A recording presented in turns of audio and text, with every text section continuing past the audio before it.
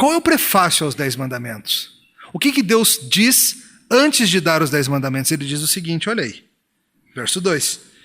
Eu sou o quê? O Senhor teu Deus, que te tirei da terra do Egito, da casa da servidão. Não terás outros deuses diante de mim. Você percebe que quando Deus dá os 10 mandamentos para Israel, Deus dá primeiro a salvação e então os mandamentos? Ele não fala para eles assim, eu vou dar 10 mandamentos aqui. Se vocês se comportarem e seguirem direitinho, eu tiro vocês do Egito. Se vocês seguirem bonitinho, eu salvo vocês do Egito. É isso que Deus faz? O que ele faz? Eu sou o teu Deus, eu tirei vocês do Egito, eu salvei vocês, eu resgatei vocês de debaixo da bota do faraó. E agora é assim que eu quero que vocês vivam. Essa ordem é importante. A lei não era o caminho para Israel ser salvo. A lei era a forma que Deus queria que Israel vivesse, uma vez que Israel já foi salvo. Eu tirei vocês do Egito, não tenham outros deuses. Eu tirei vocês do Egito, não tome meu nome em vão. Eu tirei vocês do Egito, não se esqueçam do dia santo. Eu já tirei vocês do Egito. Vivam honrando seus pais. E assim por diante. E é tão interessante que até mesmo algumas esse princípio, o que Deus fez, e agora, à luz do que Ele fez, o que Ele espera de nós, que até mesmo algumas das cartas do Novo Testamento são organizadas dessa forma. Pega para olhar depois, por exemplo, a carta de Paulo aos Efésios, e você vai ver que tem bem divididinho dessa forma. Nos 3 primeiros capítulos, Paulo explica para eles o que Deus fez. E à luz do que Deus fez, capítulos 4, 5 e 6, ele fala, é assim que vocês vão viver. Por exemplo, o famoso ensino de Paulo sobre o casamento, maridos, mulheres, lá em Efésios 5, ele não é uma ordem dada do nada, é a luz do que Deus fez. É a luz do que Ele fez. Romanos também é dividido dessa forma, sabia?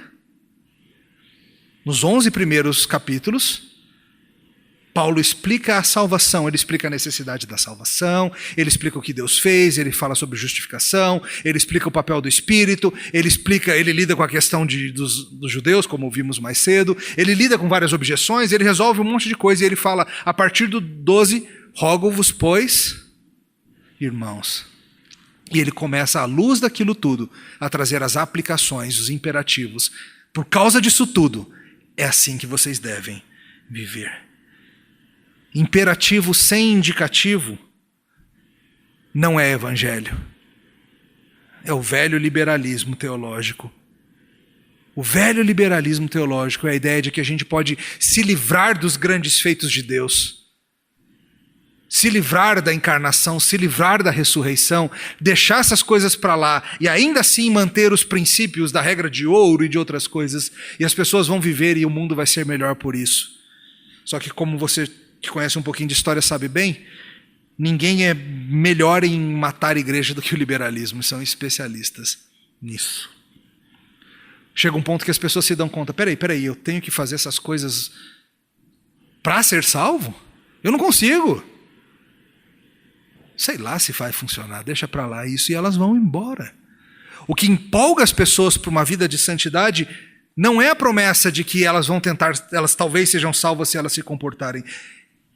É isso, é o fato de que Deus já nos salvou e é assim que Ele quer que a gente viva.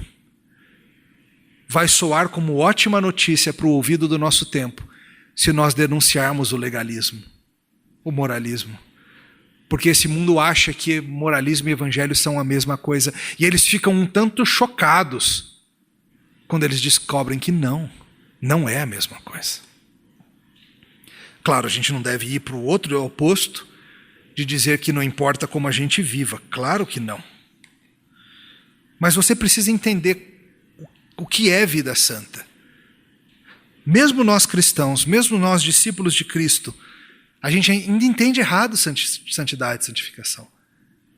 Às vezes a gente acha o seguinte, que santidade é a má notícia escondida dentro da boa notícia. A gente acha que santidade ou santificação é a má notícia que Deus escondeu aí dentro da boa notícia, que nem um cavalo de Troia. Lembra da história do cavalo de Troia? Deus te dá o presente da salvação, aí quando abre, o que tem dentro? Eu quero que vocês sejam santos. Ah, não sabia disso. Sério? Ninguém falou isso quando me falaram da salvação, dessa parte. Às vezes não falou mesmo, não. Mas a gente pensa que é isso, que é uma má notícia. Ai, isso é tão bom morar no céu, mas tem isso de santidade, né? Fazer o quê? É o jeito. É o preço. Não é. É parte da boa notícia. O mesmo Jesus que disse, eu vim para que tenham vida, e vida em abundância, ele disse, se vocês me amam, guardem os meus. Por favor, entenda de uma vez por todas, essas duas falas são a mesma coisa. Vida em abundância é vida guardando os mandamentos de Cristo. Vida em abundância é vida honrando pai e mãe. É vida amando o próximo como a si mesmo. É vida não cobiçando. É vida não dando falso testemunho. É vida não tomando o nome do nosso Senhor Deus em vão. É vida não tendo outros deuses diante dele. Isso é vida em abundância. Você tem que entender a ordem dessas coisas e tem que entender o valor dessas coisas. As pessoas estão acostumadas com o contrário disso. Elas ouviram falsos evangelhos o tempo todo, inclusive da boca de pastores. Falsos evangelhos que mostravam que a salvação dependia de quanto elas se comportariam, ao invés da cruz de Cristo. Você tem boas notícias para esse mundo.